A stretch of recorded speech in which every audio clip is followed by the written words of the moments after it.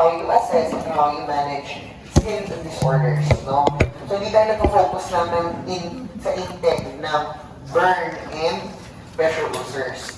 So, I'm assuming at this level, you're already well aware that we have different skin disorders that we can see among our patients, which are thoroughly discussed to you during your SIRAT, no? During the integumentary section of your course, no? So, the first thing that we need to see among our patients or among the assessments is the mnemonic 5 teachers, 5 students, 5 teachers around the campfire. Familiar dito sa mnemonic na to? Uy, hindi pwede hindi nyo alam yan. Kasi dinaanan nyo na ang intake. This is a standard protocol of assessment in integumentary. Kailangan daw alam nyo to. No, kapag may nakita kayong lesion, may nakita kayong lesion sa balat, ibig sabihin ng lesion is an abnormal growth or an abnormal appearance on the skin. If you're noticing that your patient or may umbok sa balat ng pasyente niyo, kailangan ito daw yung sunod-sunod na steps na kailangan nyo i-check sa kanila. So the mnemonic is 5S, 5Ps, campfire. So you have 5 students and 5 teachers around the campfire. Now, what are the 5S na kailangan nyo tignan? Now, the first thing that will be part of your patient's documentation will be what? Number 1 is the site. Paano masabi? The location wherein ano ang malapit na bony landmark or an anatomical structure near to that part of your patient. For example, nakita mo malapit sa elbow. So, you will chart it that the lesion was found, okay, distal or proximal to the right elbow, no? Or located at the anterior forearm near the right olecranon process. So, pwede ganun sabihin ninyo. So, kailangan bony landmark ang inyong babasihan. Another is, if it is single or multiple. Marami ba bukod lang ba sa upper X? Multiple lesions ba ang makikita na natin? Or it is just localized or single to a specific area, no? Another is the size. Take note, hindi lang po ang inyong pressure ulcer ang sinusukat. We also measure lesions, no? Take note of the size. Is the size, no, measured in length and in width. Lalo kapag medyo may kalakihan, no? Gano'ng kalaki ng area ng balat mo ang sinusukat. And remember, the basis of protocol follows the clock method. No, paano ang clock method ninyo? Your clock method will always be the head being 12 o'clock, your feet will always at 6 o'clock, the left and right will always be your 3 o'clock and 9 o'clock. So when measuring the length, no, length ang pinag-uusapan, you always put your line at 12 o'clock to 6 o'clock. So, laging ganun yung posisyon. Bakit hindi ginagawang clock method? Kasi not always that your patient is in standing. No? So, your patient may be in supine. Para ma-identify mo pa rin si length, you follow the position of the head and the feet. No? Similar with the left and the right. No? Left and right is your 3 o'clock plus, 9 o'clock. So, kung nalaman mo na kung ano yung 12 and 6, nalaman mo na ano yung left and right, measuring now the width of the lesion. The next is the shape. So, third bullet mo dapat sa chart mo is, you need to write there if the shape is regularly in size, regular ba ang laki, or irregular ba ang laki ng lesion. Now, regular in the sense, how can you say that it's a regular shape? Symmetrical siya. Kapag hinati mo sa gitna yung lesion, kamukha niya yung katabi niya. No? So, kapag irregular is, hindi siya ngayon makita kung ano talaga yung shape na nakikita natin. Next, is there presence of spider angioma, which is seen here. This is an example of a spider angioma. No? So, parang, mga ugat, no? Or blood vessel na nakikita natin, spider angioma. Next, you check for letter S, surface. Check mo yung surface ng balat, yung katabi niyang balat. Okay, is there any signs of, smooth, rough, or indurations, no? Or scratches, kasi ba kinakalmot na niya, no? Or scarrings from your patient. Yung bang area nawawalan ng buhok, hair loss, because it gives us an idea that the area is now decreasing in nutrients. No? Kapag dati may hairs dyan, tapos namamatay yung buhok or nawawalan ng buhok, maybe the nutrients in the area is also depleted, kaya namamatay yung hair. No? Or kung sumusobra naman ang hair growth, masyadong magbuhok dun sa area ngayon, hindi naman dati ganoon, baka masyadong mataas ang metabolic activity sa area. No? And another is, if there are presence of bruising. So, ibig sabihin, students, when you're checking the IE of your patient, kapag integumentary, after the palpation entry, ang susunod agad hindi dapat ROM, MMT, neuro, the first step is the systems review for intake.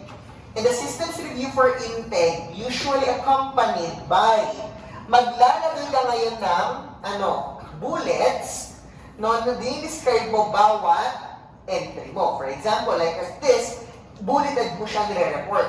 What's the size? What's the shape? The size?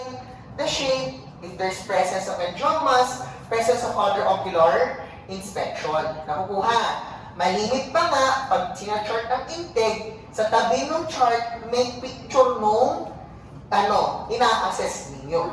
No? Or minsan dinodraw mo. Nasa inyo yun. Next one is the T, letter T. Ano yung mga yun? Lima daw ang T na kailangan natin i-check. Okay, we need to check the tenderness on the area, palpate the area, kung may tenderness or pain from your patient. So, meaning to say, Sir Matt, meron na kaming tenderness report under palpation. Uulitin po ba namin? Yes. You report again your tenderness report. If there's any grades on tenderness, you report. Now, next is the texture of the skin. Is the skin still smooth? Is the skin is now rough? No?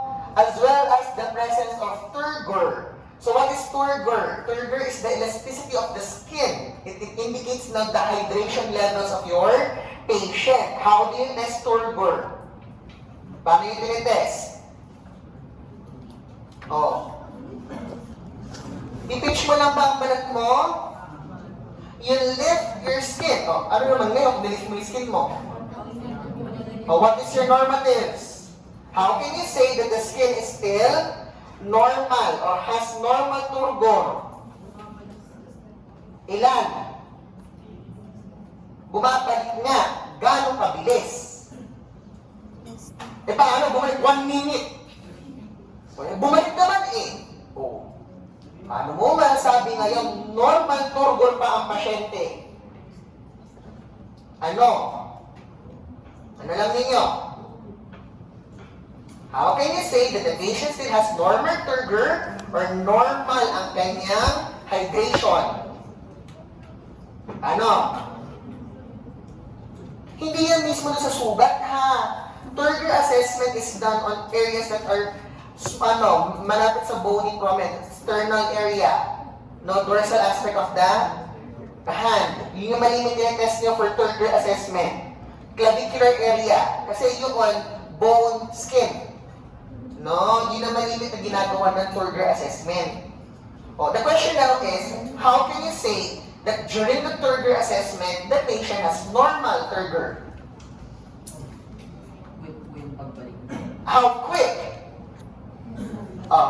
Less than 3 seconds. Less than 3 seconds? Yes po. 2 seconds?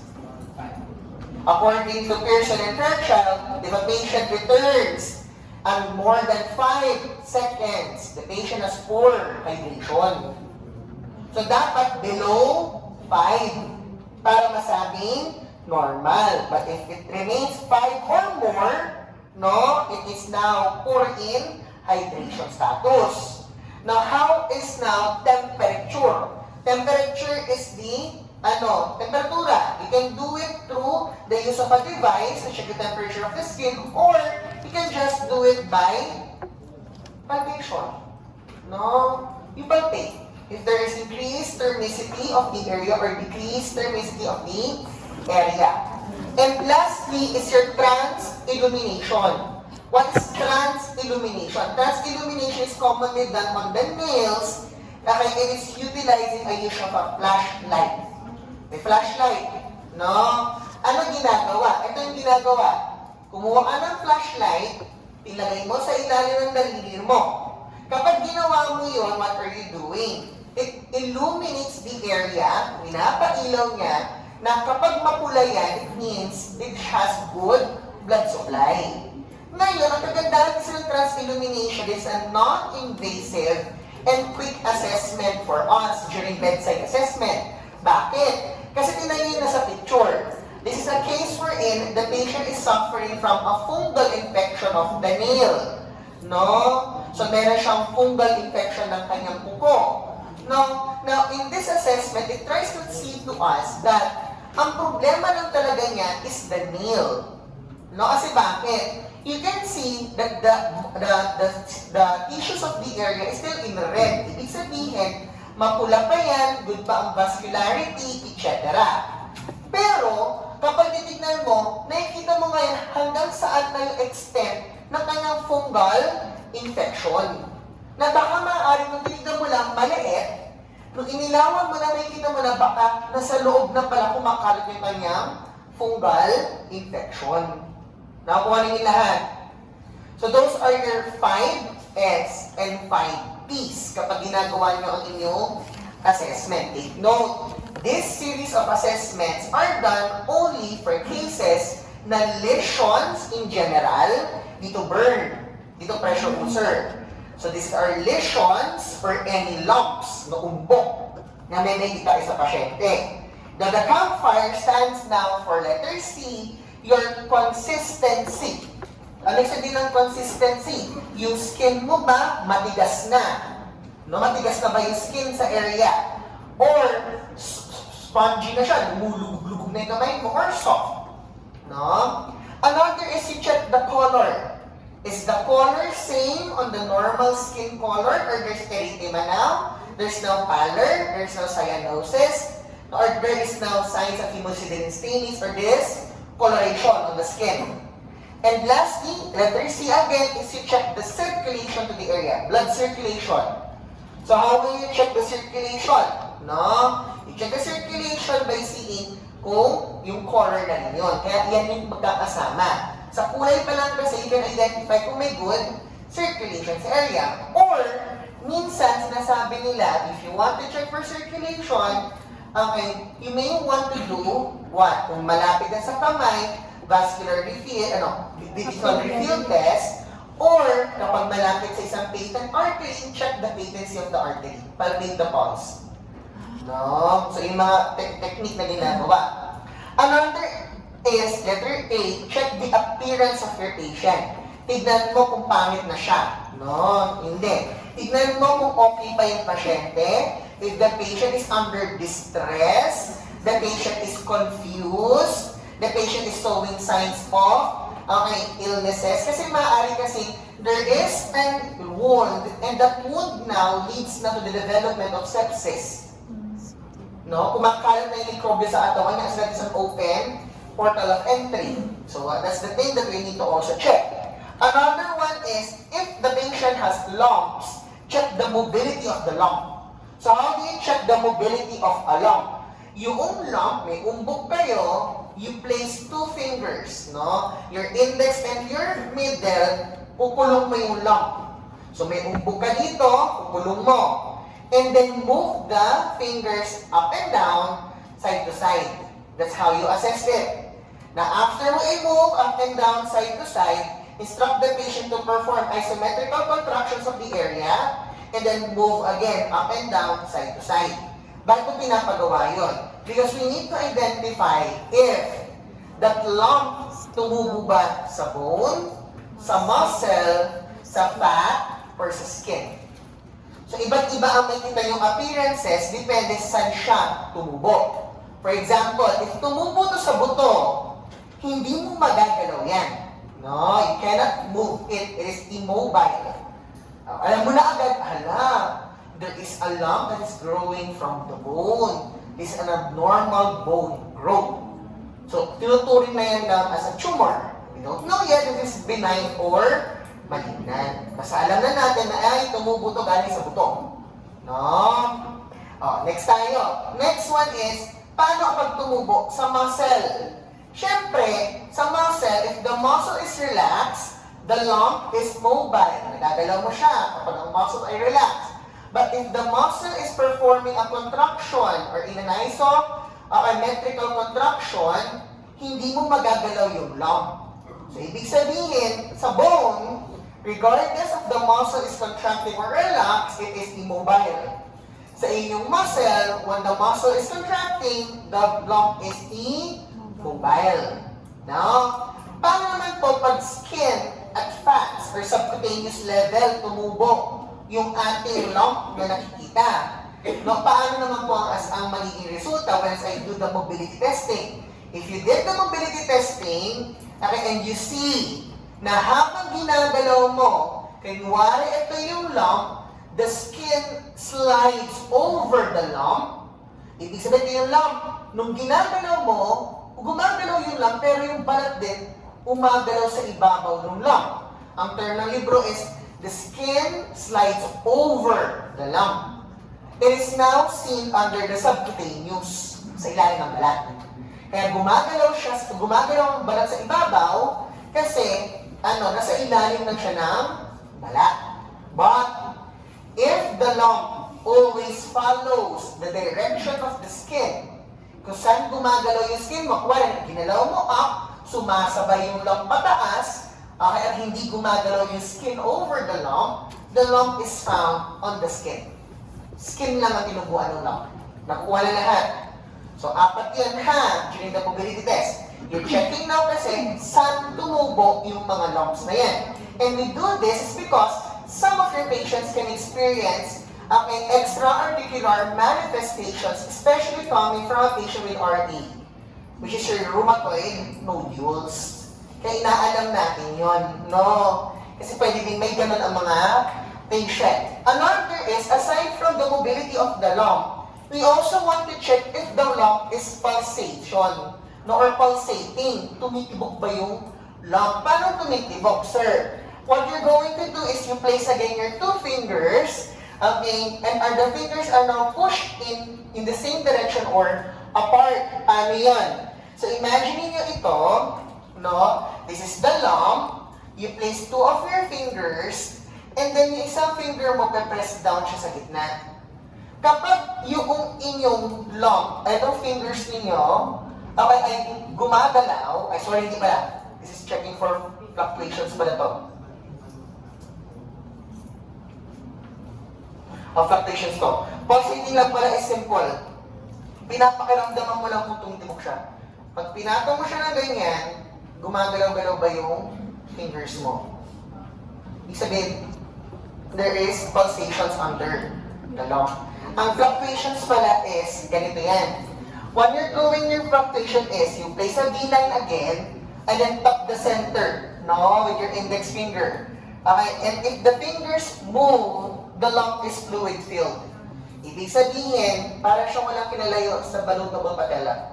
Pinatong mo yung kamay mo around the lump, you press the center of the lump. Kapag humiwalay yung kamay mo, when you press the center, it means may tubig sa loob. Clear? Kapag pulsations is, pinapakiramdaman mo lang kung gumagalaw ba or tumitibok yung lump. No? Irreducibility is, dalawa yan. May lump ka, tapos inipit mo, binaganan mo. No? Yan yun eh, kung nagpa-flatten out ba. Imagine nyo, may umbok, tapos pinress down ng pasyente. No? Titignan mo kung nag-flat. Dalawang uri ang irreducibility. No? Kapag compressible, the lumps goes away or decrease with pressure, but comes back when the pressure is released. Ibig sabihin, pag pinindot mo yung lump, lumulubog.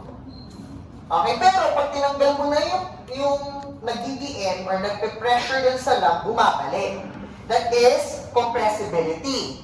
Kapag naman ang ating case is reducible, paano yung reducible? When you press on the lump goes away. And only comes when the patient comes with a cough or a change in position. Paano yun? Ang sabi sa libro is, lumalabas yung lump kapag there is increased pressure. For example, may lump, pinindot mo, Pag angat na kamay mo, nakalubog, wala na siya. Pero dahil naubo yung pasyente, there's increased pressure inside the body, lumabas ulit yung lung. Ang tawag doon, reducible. Pero kinwari, may umbok, pinrest mo, lumubog, pag angat mo, bumalik, that is compressible. Nakukuha.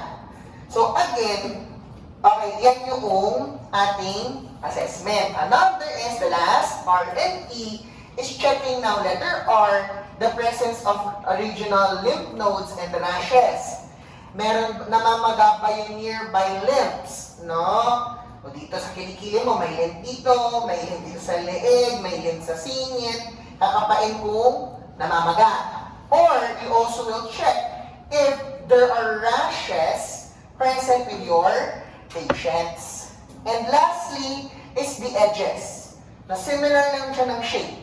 You check the edge if it is defined or poorly defined, if it's symmetrical or symmetrical, and lastly, you check presence of edema.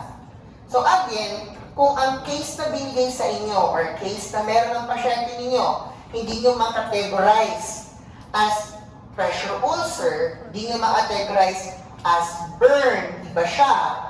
The 5 students, 5 teachers, campfire will be your basic mode of assessment. As well as, susunod mo na yan as the mode of your documentation. Nakukuha ng lahat. Now, side note pa tayo, isa naman is the ABCE assessment. This is now for melanoma detection. So, kung meron kayong nevus or yung mga birthmark ninyo, okay, some can be benign, but some can also be malignant in nature. So, paano natin malalaman if there is now a problem with your nevus, no? Or yung mga mole, no? So, ABCEs ang titignan natin. So, looking at here, A stands for asymmetry. So, A is classically, kapag nagkakaroon ng abnormality, for example here, if you have this, at mo sa gitna, ito, ganito yung shape, ito, iba. So, di na siya magkamuka. Kasi diba, ang benign nevus, or birthmarks, or yung mga moles, dapat ano ang normal lang dapat sa isang tao? Naturo sa inyo. Pag may nakita kayong birthmark or mole, or kahit kayo, what is the benign or normal size? Ha? In assessment. Ano ba ako madalang sila ngayon? Alam kong meron kayo nagsisira. Lulukod niyo ako. Alam kong dun yung syllabus ninyo eh. Ano nga? It should be only a size of 1 pencil eraser. So kung gaano kalaki ang isang bilog ng pencil eraser, ganun dapat ang size ng isang mole. No? Oh my God. So dapat ganun lang siya. No, it's a normally acceptable size. No, so yun yung maganda. No, kailangan hindi siya lalagpas ng isang sa laki ng isang pambural ng pencil. Hindi po yung jumbo pencil, ha? Yung normal eraser ng pencil. Diba? Iba may Mongol type, may Mongol to kayo, diba may pambural sa taas. Kailangan daw ganun kalaki lang yung nevus or yung mole. No, ganun kalaki lang yun, hindi na lalaki. No, kapag lumalaki na yan, kinwari talagang malaki na, yan yung mga babantayan natin. Kasi kapag yan lalo ay lumalaki, nasa sign, warning signs na yan. So kinwari, dati siyang bilog, ngayon naging iba yung itsura, abnormal ang shape, ay warning yan. Kailangan mo pa-check na yan. Next is what? Letter B is the border.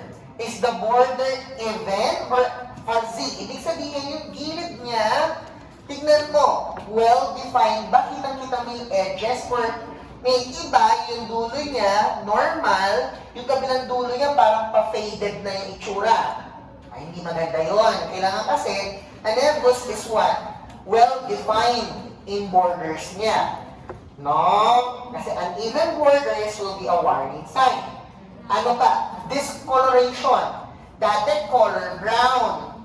No? Pero yung iba nagiging reddish, nagiging darkish brown in color or nagiging dark blue, nag-iiba yung kulay.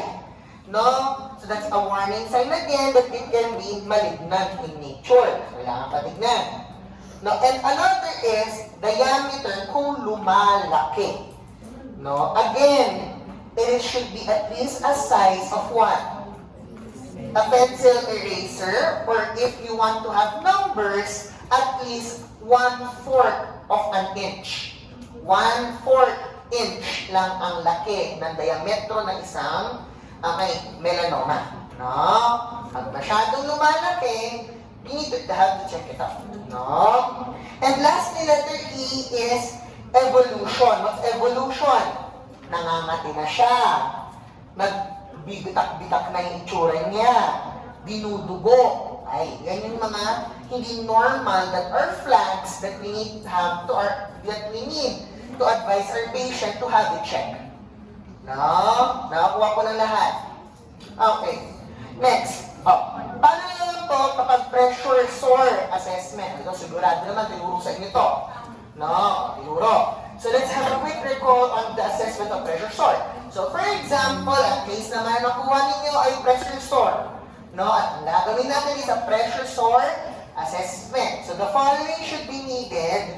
We need to identify the stage of the wound, and identification of the stage of the wound will be based always on the extent of anatomical involvement. Hanggang saan umabot. No? Hanggang saan yung pinaka na disirang parte ng ating katawan. No, umabot ba sa buto? Umabot na ba sa muscle? Etc. Another is we need to measure the length, the width, and the depth of the wound. No? So the sizes. Kung naman itong HDMI na to. Okay, so again, we need to use a sterile measuring device. So you have your ruler, disposable ruler, plus you have your Q-tip. No? Or parang cotton bud.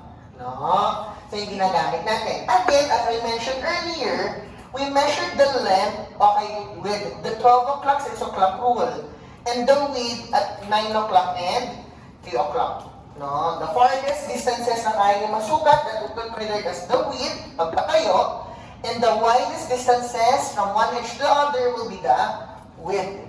Now, when you're measuring, what is the unit of measurement lagi? It's a cm. Cm lagi ang gamit natin. So another is, aside from measuring the length, the width, and the depth, we also need to observe wound edges. Check the wound edge. No? Okay ba? No? You have a well-defined edge of the wound. Do you have any presence of an epibole? Familiar sa epibole? Those are your rolled skin. Ibig sabihin, nung umupa na dito ito, nag-upa, yung balat dito nag-roll. Gumanito na siya. Kaya ngayon, kapag pinasok mo yung kamay mo or your Q-tip, nung hinatak mo, nakikita mo merong piraso ng balat na umikot na sa ilalim. Yung rolled skin na pumasok na sa loob, we call it now as your epibole. Kukuha. Next, examine the wound area for tunneling and undermining. So, tinutusok-tusok niyan, di ba? And the documentation will always be how? Paano yun yung document? Di ba naman isulat positive tunneling? So, pakikita dyan. No? Ano dapat ang documentation ninyo? You take note of the position of the tunnel as well as the depth of the tunnel or undermining. So, for example, ito yung inyong pressure ulcer. Nalaman mo, meron dito mining, dito merong tunneling. Andi dito ang kanyang ulo, andi dito yung kanyang paa. Ayan na yun. So, ang gagawin mo, di ba, ano ang assessment ninyo? Tinutusok-tusok ninyo, di ba? Nung tinutusok-tusok ninyo, nalaman nyo dito, nagsimula na yung undermining, tapos dito, huminto yung undermining. Ang pinakamalalim nga, nasukat nyo kinuha rin ng 5 cm. So, ang documentation yan is positive undermining at 1 o'clock 2 bakit ganito? Baliktad ang aking numbers. 3, 9. Sermon talaga. 2, 3 o'clock. Lagay nyo na dito pala, sorry. Positive 5 cm. Undermining. No? At 1 o'clock to 3 o'clock. Sa susunod naman, nagtusok-tusok kayo dito, biglang meron dito. Ang sukat naman nito is 5 cm again. So dito naman is a positive 5 cm tunneling at 7 o'clock. Nakuha. Huwag ka na lang mag-document niyan. No? So you measure again, okay, the extent of the undermining and as well as your tunneling. Nakuha ng lahat. Oh, next tayo. Ano pa yung mga assessments ninyo? Another thing na you need to assess is the exudates. No? Yung nilalabas niya. So kung ang nilalabas niya is, you check the quantity. Is it scanty? No? Konti? Is it copious? Madami? No? Or is it dry? Tuyo? No? Ano pa? It is, yung color as well as the viscosity. No? Malapot ba? No? Viscous ba? Okay, copious yun. Malapot. No? Or hindi naman siya viscous, konti lang siya, konti-konti. No? Oh, so yun yan, i-describe nyo doon. Another is, you also observe for necrotic tissues. No? You check the color, you check the adherency, nakadikit ba or loose na yung mga necrotic tissue? Dry ba yung necrotic tissue? Not marami ba? No? Another is you also describe the odor. Malimit sa descriptions natin is, pagpasok mo ba sa kwarto ng pasyente, naaamoy mo na. Or, there's now an odor when the patient turned, nung inikot mo siya, doon na umamoy. Or nung binuksan mo lang yung kanyang dressing, doon lang nangamoy. No? So you describe, upon entering, there is a foul-smelling wound odor.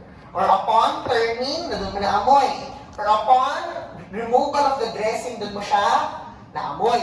So yun yung mga kailangan mong i-describe. No? Now, itandaan ninyo, no? When you are dealing with wounds, no? Wound, di ba? You need to perform debridement. No? Debride mo yan. Tanggalin mo yung mga yan mamaya. No? Now, one of your plan of care, usually, sa atin, ano tinuro na sa yung modality that is best treated for wounds? Ito yung nag-ES. IRR. Hindi kaya ng pasyente ES yan. Kahit sabihin natin magandang ES, hindi din talaga advisable gamitin ang ES. IR. Hindi din kayo pwede mag-US. No? Akala. One of the best is either selections of a UVR or an IRR. However, again, Skin cancer. ang inyong UVR, okay, hindi ganun kagandang ibigay. Kaya ang malimit na binibigay na lang natin as of now is your IRR, therapy. Pero, ganito ang usapan. You will not give IRR if your patient has an ongoing infection. Di ba bawal kayo magbigay ng acute infections?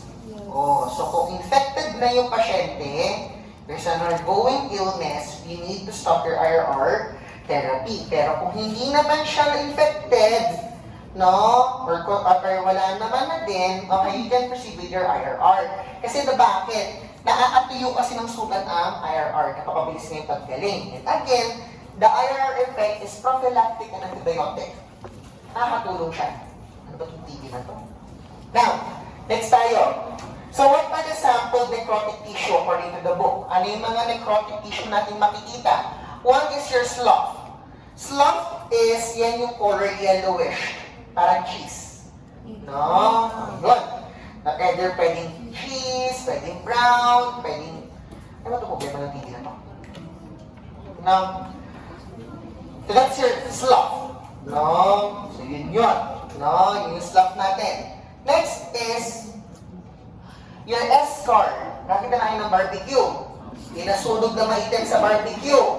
Na masama sa katawan natin. That is your S-scar. No? So yun ang S-scar natin. The next one is... Yan. So, slough is your abnormal consistencies. No? Then, ang ester ninyo is hard, matigas, na parang ang sunog na balat, mga sunog na harne. Adherencies is not adherent, loose, no? Adherent or firmly adherent. Titignan mo ba? Meron na bang loose slough? Ibig sabihin, natatanggal siya.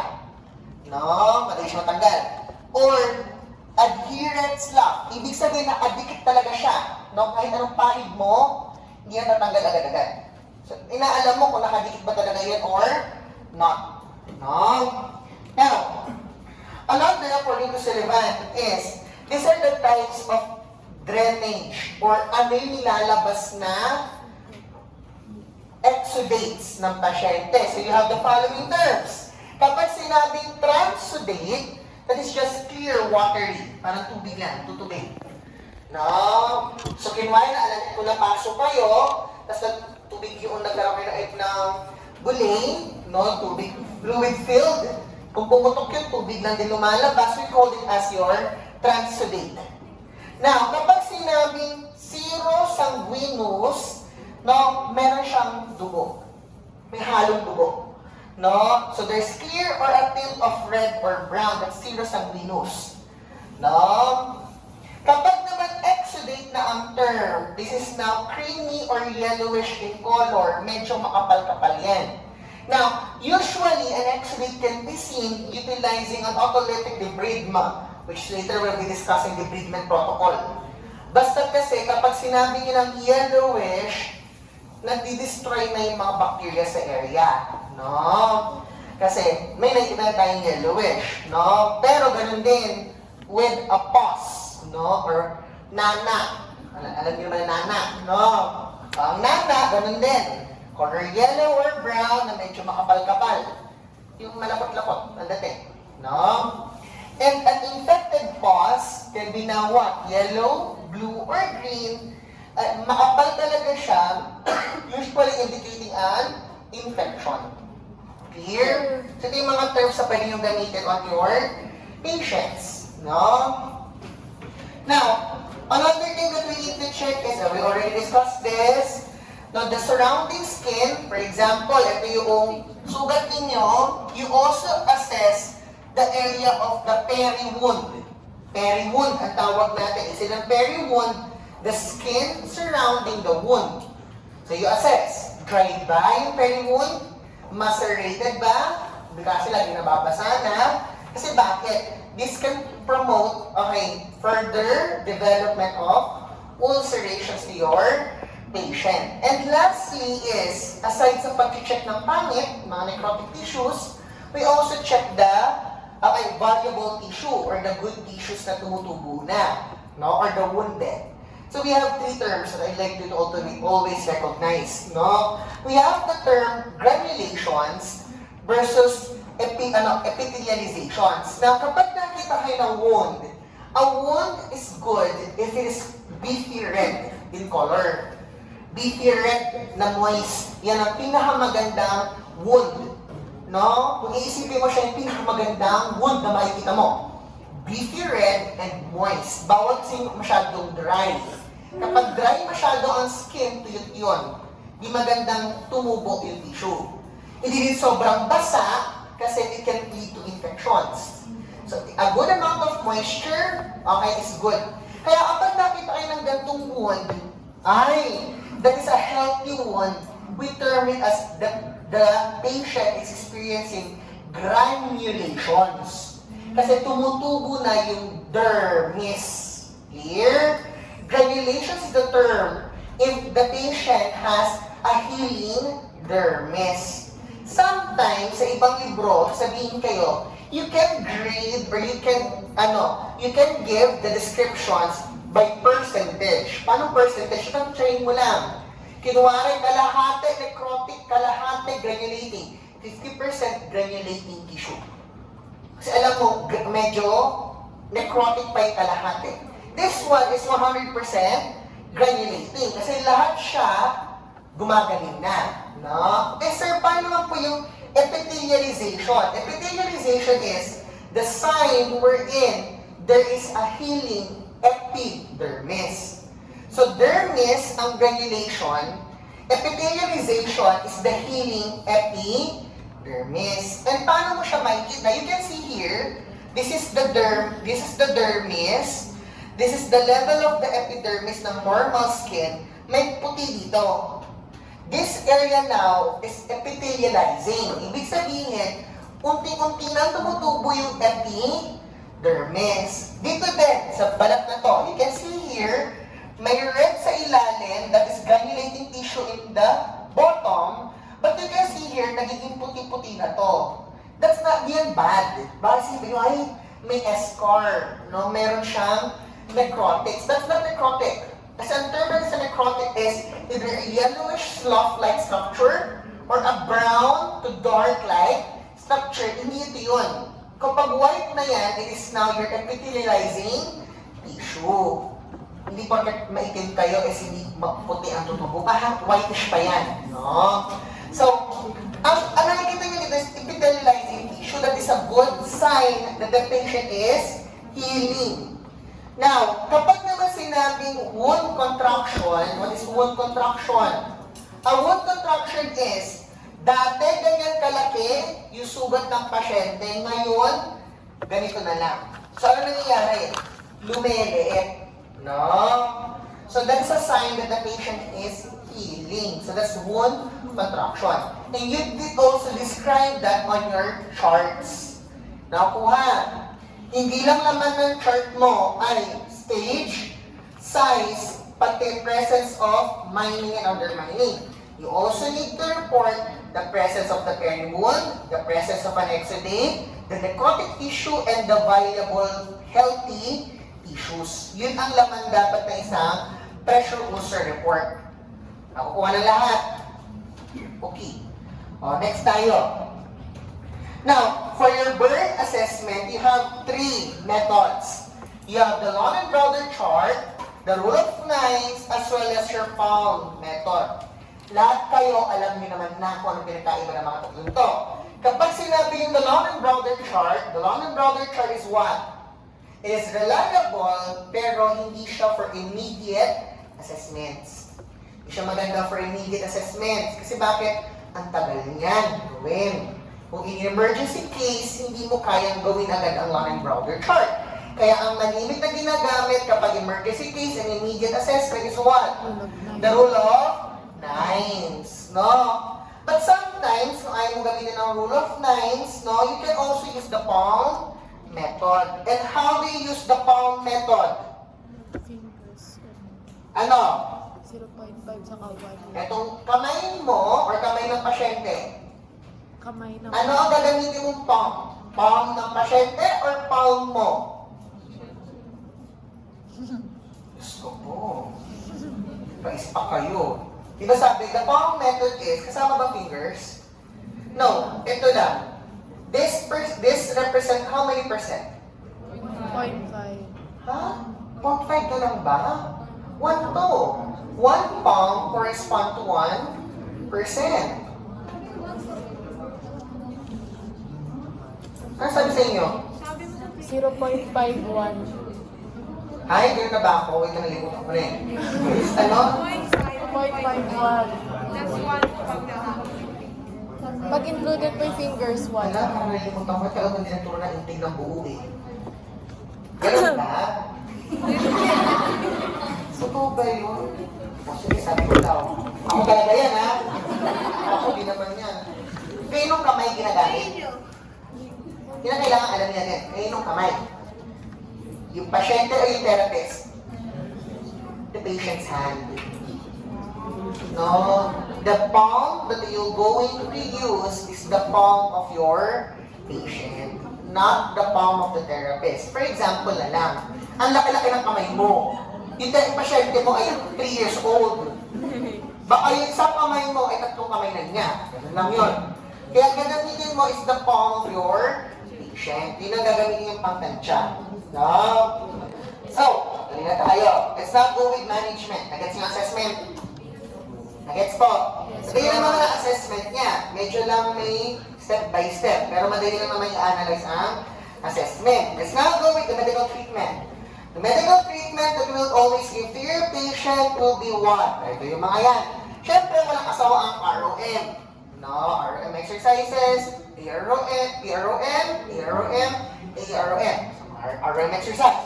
You give them the proper strengthening exercise. Dito tayo magto-talk now. No? The debridement protocol, the dressing protocol, with the management of edemas, and the adjunctive therapy. Kasi here yung medyo naging Waterloo. So let's start with the debridement. What's debridement? Debridement is the removal of the necrotic tissue. Tatanggalin mo yung necrotized tissue or nabubulok na tissue. So you have 4 types of debridement. No? You have your autolytic, enzymatic, mechanical, sharp, and surgical. No? So meron tayong 4 na uri, ay yun na, autolytic, enzymatic, mechanical, sharp, and surgical. Kapag sinabi yung autolytic, no, there is endogenous enzymes plus a dressing. Paano po yun? Sino dito nasugatan? Nilagyan na lang agad ng band-aid. That is autolytic debridement. Ibig sabihin, the enzyme present is endogenous. Nanggagaling sa pasyente yung enzyme na magtatanggal ng mikrobyo. Kaya tinawag siyang endogenous enzymes. Yung mga WBCs niya ang sariling maglilinis ng sugat. Kaya tinawag siyang autolytic self. As lytic is destruction or lysis. Okay, destroying. Kaya kapag sinabing autolytic debridement protocol, ang nilagay ko lang, dressing. Para lang hindi na madagdagan ng mikrobyo. Kaya po ano ang magiging exudates yan minsan? Is what? Okay, Sullivan, the term Sullivan uses exudate, madilaw.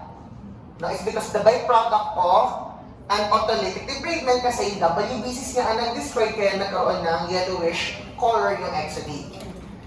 Next tayo. Enzymatic debridement is what? This is now the use of an exogenous agent. Exogenous is, nakasugat ka, nagpahid ka ng ointment, no? Katulad ng mga antibiotics, no? Antibacterial, no?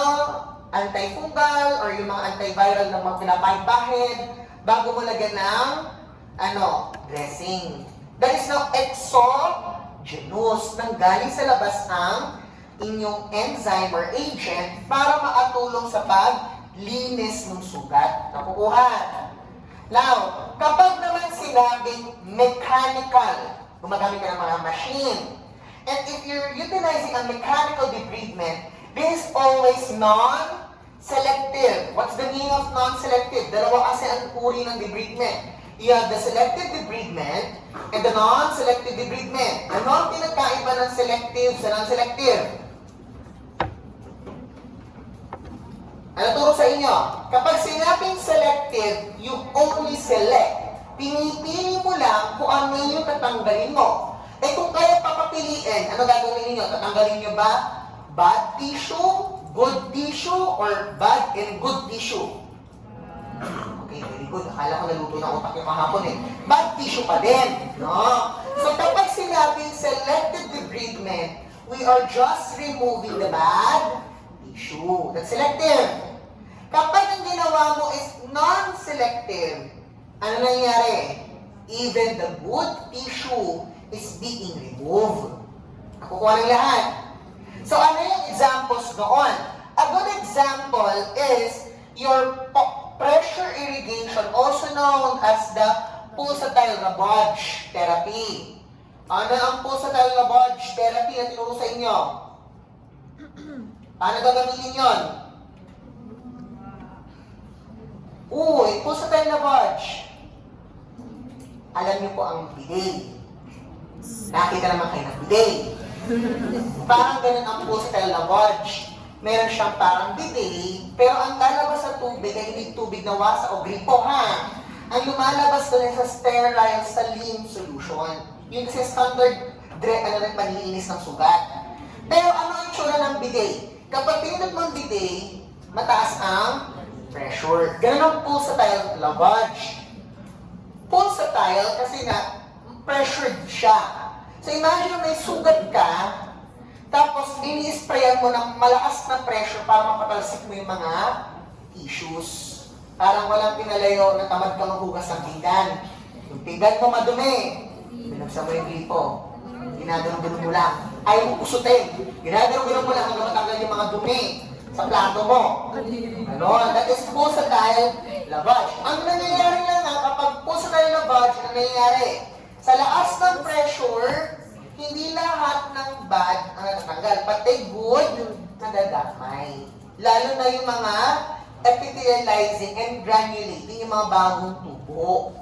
Oh, yun yung panic ko. Or, now another is what? If you are now removing a dressing, especially if you're now doing what we call as the wet to dry dressing technique. Naalala pa to? O ano, paano ginagawa ang wet to dry dressing technique? Paano tinuro sa inyo sa sira?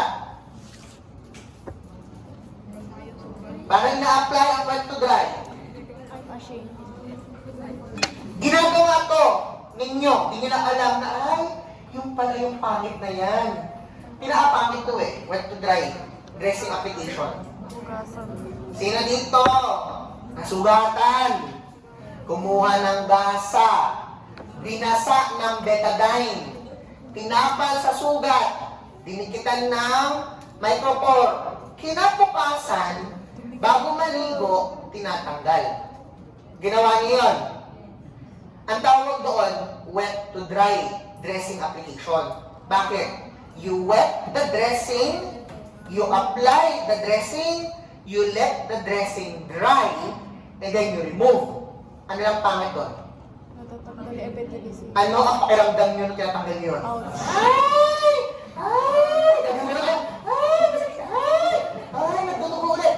Kasi nga, ang nangyari, dumikit na yung mga epithelializing and granulating tissue. Kaya ngayon, ano nangyari? Bukod sa tanggal mo yung marumi, kumapit na rin yung malinis. Kaya, wet to dry dressing is still considered as non-selective. Ano pa? Hydrotherapy. Nasa hydro naman na kayo, no? Yes. Mga pool-pool na kayo. Whirlpool, Hubbard tank, extremity tank, ano ba yung mga tank natin? Low boy, high boy, hindi na kayo. O paano siya naging non-selective? Paano ginagawa kapag meron kayong full hydrotherapy na Submerge. sa submerge mo yung necrotics, kunwari burn or pressure, sinubmerge mo, you turn on what? Yeah. Ano ba? Lulubog mo na, umilubog mo na. Oo. Ano susunod na gagawin natin? Pressure. Kasi gano'n yun, diba? Ano ang yung susunod na parte ng tank mo? Hindi mo na itatago yung ano mo. Yung gagano mo. Di naman, di ba? Ano mo din sa inyo? Yung tank mismo. Ha? Saan ba kayo? Bakit cold pa lang kayo? Ice massage. Inasweet na next week. Umiyak. You turn on what? The agitator. Agitator. The agitator of the tank. Meron, di ba nakita nyo doon sa hydrotherapy natin yung mayroong pagganon, na may pagganon. Pag ginon mo yon, parang LSU na iikot sa tangke, magbubugay ng current. Kadiri. Kaya nga, gawa, nakalubog yung kamay mo, may mga nakalutang-lutang na mga dumi-dumi dyan, yung agitator, bubugahan niya ng water current, tapos mag-exercise yan para matanggal yung dumi. Oh. Pero ngayon kasi, ginagamit ang whirlpool at yung mga tank. May nakita ba kayo sa ospital ng tank? Wala, ito lang ulit sa school. Bakit pa kasi ginagamit? Hindi na ginagamit yan. Matindi kasi ang contamination yan. Ang hirap palinisin. Pero papaliliguan mo yan ng povidone iodine. Yung mo gastos. Yung tangke, pagkagamit ng isang pasyente, paliliguan mo yung tangke ng betadine. Bakit? Because betadine is an aseptic solution. Pagtanggal ng bakterya. Ang dami-dami mong gagamitin galog ng betadine. So, diba? O, next tayo. What is the difference between sharp and surgical? Now, both techniques will be utilizing a scalpel. Both utilizes a scalpel. Now, however, a sharp can be done by a physical therapist. A surgical is only performed by a doctor. Inuulit ko. Ang PT, ang kaya lang natin gawin is the sharp debridement protocol. Okay, a doctor can perform both. Bakit? Ano ang dahilan? Bakit hindi kaya ng pasyente mag-perform ng PT, mag-perform ng surgical?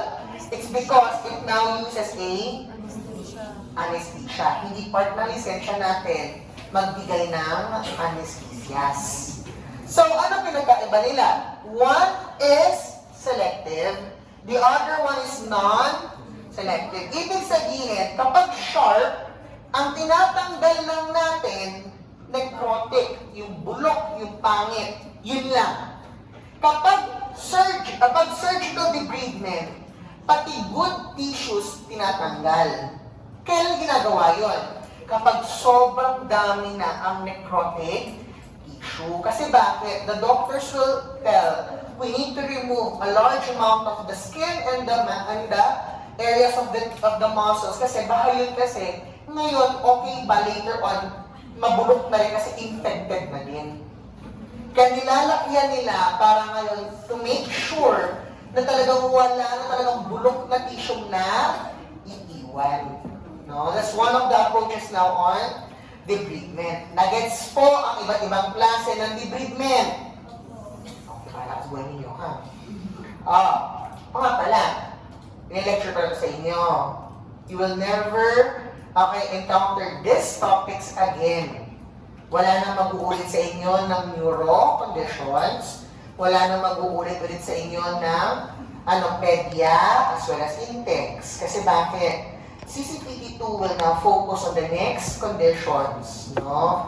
Which is musculoskeletal, cardio, and pulmo. Bakit ko binibigyan emphasis to? You will face your comprehensive exam next year. You will face your compre plotted around the month of May. Ganun kabilis na lang din kayo. You're just running for around 5 to 4 months. No? And magpakompre na kayo. No?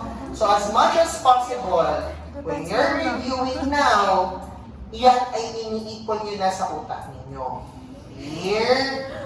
So ang review ninyo ay hindi lang para makapasa ngayong SEM. Ang review ninyo is now building your stock knowledge for your comprehensive exams. Clear? Okay. Now, let's now proceed with dressings, no? Paano pagpili ng wound dressing? Naturo naman ang dressing sa inyo, no? Dressings ay yung ilalagay sa sugat, no? Baka anong dressings ang nasa isip ninyo. Now, explain lang natin ang dressings. The first dressing is a transparent film. A transparent film is ganito siya. Kapag zoom nito, nakita na kayo ng ganito. Sa Mercury, ang brand name nito, it's your Tegaderm. That's your Tegaderm. No? Yan yung parang scotch tape. Parang siyang scotch tape lang. So you can see here, may sugat, tapos pinatong lang sa kanya parang scotch tape. That's your transparent film. Now, paano saan ang transparent film? A transparent film is a ko yung term dati sa intake dyan. Ang tawag kasi dyan is, hindi kasi siya breathable. Occlusive. That's an occlusive dressing. It occludes the wound.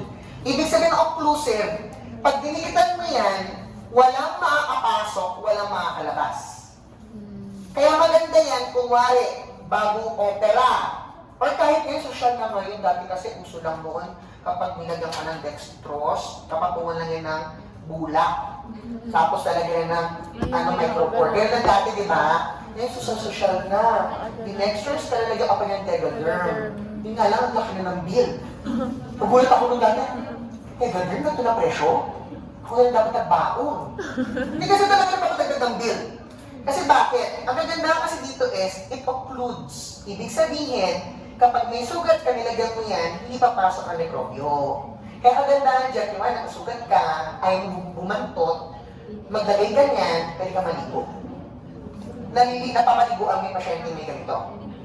Clear? Another is, a transparent film is also good kahit wala kang sugat. Lalagay mo yun sa areas, lalo sa mga bony prominences, if you want to prevent the skin to develop macerations and ulcers in the future. Kasi bakit? Kunwari, ang pasyente mo ay may incontinence, pupo ng pupuin at ihi, no? Ayaw mo magkaroon siya ng pressure ulcer sa puwet, lagyan mo ng Tegaderm, yung area. Ano nangyayari? Yung pupo, yung urine niya, hindi magpo-contact doon sa skin, the skin will still be good. No? Yun nga lang, pinapalitan po yan, no? After a few days, kung natatanggal-tanggal na siya, papalitan niyo, no? Sir, kaya pinipili ito? Pinipili lang yan sa mababaw na sugat. No? Parang stage 4, ilagay mo pa ng Tegaderm. Wala yan. No, walang enta. You will only select this if the wound is shallow, usually at stage 1 pressure ulcers. No, so the transparent film, nakalagay dito transparent film are good for stage 1 or stage 2 pwede. And take note, they're only effective for non-infected wound. Hindi siya na, Ang kagandahan dito, kapag naglagay kayo niyan, it prevents also excessive keloidal or scar formation. No? So, yun ang kagandahan dyan. Meron kami mamaya sa taas sa produkto, pwede nyo pong tignan, na naka-sale kami ni Ma'am Weng sa taas. No? Okay, next tayo. Kung baka gusto nyo pong bilhin din, we also have your hydrocolloids. So, what are hydrocolloids? Hydrocolloids is from the word hydro, patubig. It provides moist. Bakit again? Again, pipiliin mo kasi anong dressing yung bagay kay patient. For example, you found out that the wound is dry, tuyot. No, nagka-cross na yung gilid, no, magtigas yung area. Ang sabi natin, ano ang environment na isang healthy wound? Moist. Moist, red. Yun yung gusto natin. So kung nakita mo ang sugat mo ay tuyot, give it with something that is, wet. Give them hydrocolloids. No? Again, wag na kayo pong bobo-bobo. Nakita mo na nag-exudate, ang daming nalabas sa tubig, bilagyan mo pa ng hydrocolloid. Lalo yung magmamacerate, lalo magsusugat. Yun na isabihin sa atin ng mga libro ninyo. Kapag basa, bigyan ng pansipsip. Pag tuyot, bigyan ng pang-basa. Yun na naman na isabihin ng libro. No? O, yan yun. So, hydrocolloids are good to provide moisture. It can also absorb little amounts of drainage. Kaya po, bagay ito sa dry. Kasi di na niya talaga kayang mag-absorb ng maraming exudate. Another is, ito na sa mga commercial. Ayan po, kapag dinikit mo, kusa po yan didikit. Pag tinanggal mo yung wrapping yan, hindi niya po kailangan pandikit. Papatong mo na, goods ka na sa pasyente mo. No? Also, maganda din po ito sa mga bony prominence. No? Malamig-lamig yan, masasarap sa balat. Harap po ngayon ng pasyente may komportable. Pero take note, you will never use this on an infected wound. Paano masabing infected ang wound? Paano masabing infected na ang wound mo? Naglalabas na ng pus. No? So you always refer to the exudates. No? Ayun. Next, medications cannot be used under the dressing. Kunwari, naglagay ka ng ointment, nalagyan mo ng hydrocolloid. No. Hindi pwede. No? Next. Now, the next one is your hydrogel. No? Hydrogel is similar with your hydrocolloid. However, ang kagandahan kay hydrogel, mas nagbibigay siya ng moisture. It gives moisture. Pero maganda siya dito ito. Ang inyong hydrocolloid kasi, you cannot give this to necroting tissue. Kapag may nakita na kayo sa pasyente mo na scar, sloughs, hindi mo pwedeng gamitin si hydrocolloid. Ang pwede mo na ibigay is hydrogel. No? Ang hydrocolloid pwede sa stage 1, 2, 3. Hydrogel is only 3, 2, and 3. Now, ang dito po is, because it can now be placed on necrotic tissues, it can help in debridement of necrotic tissue. However, ang disadvantage ng hydrogel and hydrocolloids, dahil both give moisture, it can macerate healthy tissue. Kinwari, hindi naman siya dry. Dahil nilagyan mo siya ng hydrogel, hydrocolloid, the tissue underneath na normal, pwedeng mag-macerate. Alam niyo naman itsura ng macerated skin. Yung nag-swimming kayo, napakatagal, pulubot yung kamay niyo, that's macerated skin. No? So, yun yung pwedeng mangyari. No? Next tayo. Okay, next, it's your calcium alginate. No? And what is the importance of calcium alginate? Right, no. A calcium alginate pwedeng ibigay sa wound na infected. May infection, give calcium alginate automatically. Now, this can be given for patients that have what? Infected, and yun yung mga pasyenteng madaming exudate, heavy drainage. Maraming maglabas ng, exudates, no? Maraming na naglalabas, maraming na nilalabas ng secretions, give them calcium alginate. The calcium alginate, dalawa uri yan. No, you have the sheet, dressing, and the strip. Yung strip kasi, parang siyang bulak na mahaba na sinusuot-suot ko sa pinakaloob. Clear? Malimit kasi ginagawa is, may wound, linisin mo yung wound. Pagkalinis mo, papasukan mo ng mga bulak. No? Kaya sa bulak na ilagay mo, sisiksik mo sa loob, you place calcium alginate. Cover the top with calcium alginate sheet, and then at the end, cover mo siya ng last ng transparent film to secure the dressing. Yun ang naging protocol natin. So, kailangan pipili ka kung ano yung ilalagay mo. No? So, sinisiksik mo siya sa loob, ba't mo siya nilalagay sa loob? Para ngayon, kung naglabas to ng exudate, sisipsipin niya. Kasi again, ano ang ayaw natin? We don't want our patient na masyadong basang-basa ang wound. Kasi hindi siya gagaling. Kaya po ngayon nilagay yan. So, next tayo is, the wet to dry application. So, paano naman po ang wet to dry application? Okay, yun yung kinuwento ko sa inyo. No? Yung isang dressing, yung gasa, binasa nyo ng povidone iodine, binikit mo sa sugat, you let it dry, and then you pull. Okay? Now, ang isa naman is, na laging ginagamit, pero ito po is, evidence shows, dito dapat ginagawa na. No? Isa sa pinakapangit din, or self-related, siya pangit. Medyo maganda-ganda siya, pero pangit pa din. Okay, kasi makaluma. It's the wet-to-wet dressing. Paano po yung wet-to-wet? Binasa mo yung gasa ng betadine, nilagay mo sa sugat, natuyo. Pero bago mo tanggalin, babasahin mo ulit ng betadine bago mo hatakin. Clear? That's the wet-to-wet application. Nakukuha? Yun yun. So again, kung titignan ninyo, the wet-to-wet application can be given to stage 2 until stage 4. Yun nga lang, tinatanggal to. Ang pangit lang dito kasi binabasa-basa mo to, it can macerate the skin. No, kaya po, sinasabi, you need to also apply pressure barrier agents. Ano yung pressure barrier? Dagdag na naman na bilihin sa pasyente. Kasi meron kayong mga skin barrier spray. Yun yung ini-spray mo sa skin, tapos nag-form siya ng transparent film para hindi maging macerated yung skin. May mga ganong produkto. No? Kaya po medyo magastos kapag po intake para sa pasyente. Next, it's your foam dressing. No? Now, foam dressing, you can see this sa Mercury drug. The brand name under Mercury na foam dress natin is Duoderm.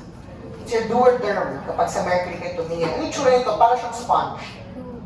No, parang siyang sponge. Ano trabaho niya? Absorbs moisture. Absorbs exudate.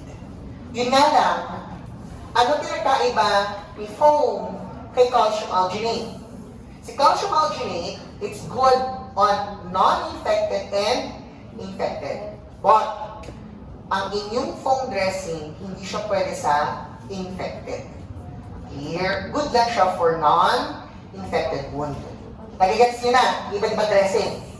So, ibig sabihin, ang pinaka-downfall lang is, kung gusto ko ng isang dressing sa infected, calcium alginate na yan. Kung gusto ko ng dressing na dahil matuyot yung aking wound, I select hydrogel or hydrocolloid. If my wound is wet and not infected, I select a foam dressings. So yun po yung iba't ibang klase ng dressings natin. So this is just a quick summary. Quick summary lang ito ng mga pinag-usapan natin. Again, ang lagi ang tatandaan is, for a patient that is having a infected wound, the best choice is always a calcium alginate. Nakuha ng lahat ang dressings natin. May question? Wala. Let's now go with burns. No? Burn medication. Naturo ba ni ma'am din ang burn medication niyo? Ano yung ipapahid-pahid niyo sa mga sugat? Sunog. Sulfur. Ano lalagay-lagay ninyo? Marami yun. No? You have your sulfadiazine, you have your silver nitrate, you have your furacin. Naalala yun. Okay. So, meron tayong kanta doon. No? May kanta doon. Para mag-isa tayo. Alam niyo to? Naturo ni ma'am. Nakalimutan ito, no? Pero naturo ni ma'am. Yes po. Okay, good. So this is the song. Paliwanag muna natin. For Pseudomonas infections, you give them sulfadiazine. For any surface organisms na pwede magkaroon ng infection to the burn, give them silver nitrates. For a patient that has skin grafts, no, undergoing a skin graft, as a prophylactic antibiotic treatment, you give them a topical nitrofurazone. The brand name is Furacin. No? If meron kinwaring burn, pero nangitim na, eschar, but gusto mong magamot yung loob ng eschar, kasi ayaw tanggalin. Kasi diba, in some protocols, according to Sullivan, not all eschar should be removed. A good example is, if an eschar nakita sa heel ng paa, bakit ayaw mong tanggalin yung eschar sa heel? Kasi bakit? An eschar is a natural barrier na takip na siya eh. Kung tinanggal mo pa yan, binutas mo pa yan, ano pwede mangyari? Pwede pasukan ng mikrobyo. Nakukuha ninyo. So, ano yung gamot na pwedeng mag-penetrate sa eschar para yung ilalim ng eschar gumaling? You give them your full sulfamylon. No? Your sulfamylon, also known as your mafanyl acetate. Kung gusto mo naman na pinapahid para malusaw yung eschar, to liquefy the eschar, you give them Travace, also known as your Elix, no, yung brand. Now, if you have, a wound that is greenish in color, you give them Panafil, which is a catalytic enzyme. No? So, naalala na. Itinyan to. So, the tune of the song is Despacitos. No? So, Atin nila. 1, 2, 3, go.